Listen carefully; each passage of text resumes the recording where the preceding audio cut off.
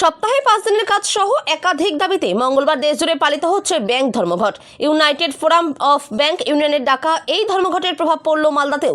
মঙ্গলবার সকাল থেকে বিভিন্ন সরকারি বেসরকারি ব্যাংকের কর্মচারীরা ব্যাংক বন্ধ রেখে ব্যাংক ধর্মঘটের সমর্থনে পিকেটিং করেন। নিজেদের দাবি দাওয়া তুলে ধরে ব্যাংকের সামনে বিক্ষোভ দেখান ধর্মঘটের সামিল ব্যাংক কর্মচারীরা। মঙ্গলবার এমনটাই ছবি নজরে আসে মালদা জেলা প্রশাসনিক ভবন সংলগ্ন এক রাষ্ট্রায়ত্ত ব্যাংকের সামনে।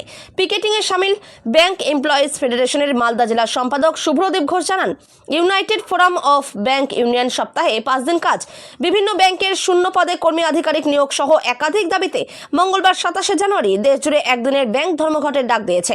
সেই ধর্মঘটে মালদার বিভিন্ন সরকারি বেসরকারি ব্যাংকের কর্মচারীরাও সামিল হয়েছেন। ব্যাংক এবং এটিএম পরিষেবা বন্ধ রেখে পিকেটিং করছেন। ব্যাংক স্ট্রাইক কেন?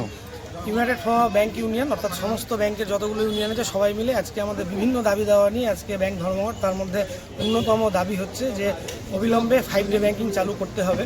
আমাদের যে বাইপার্টাইট সেটেলমেন্ট সেটাতে অলরেডি ডিসকাস হয়েছে এর আগে যে 5 ডে ব্যাংকিং চালু হবে, কিন্তু সরকারের কিছু তালবাহানার জন্য এখনও সেটা লাগু হয়নি এবং বিভিন্নভাবে ব্যাংক কর্মচারীরা বিভিন্ন চাপের মধ্যে আছেন। বিশেষ করে কর্মচারী নিয়োগ, এটা একটা অন্যতম ইস্যু। 5 ডে ব্যাংকিং আরও প্রচুর দাবি দেওয়া আছে, সেই দাবি দেওয়া নিয়ে আজকে আমাদের দেশ জুড়ে ধর্মঘট।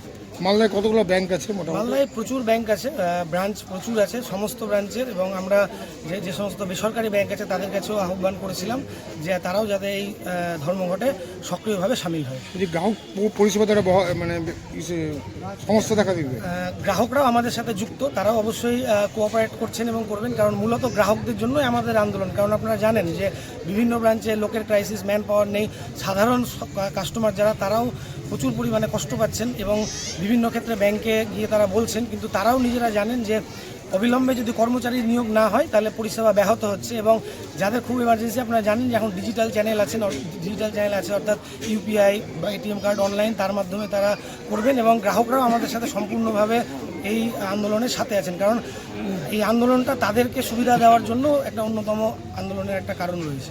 এটিএমও বন্ধ, আজকে এটিএমও বন্ধ, কারণ এটিএমে যারা করবেন, কারণ ব্যাংক থেকে তো এটিএমে টাকাগুলো যায়, যেহেতু ব্রাঞ্চ বন্ধ সেই জন্য এটিএমগুলো আজকে বন্ধ।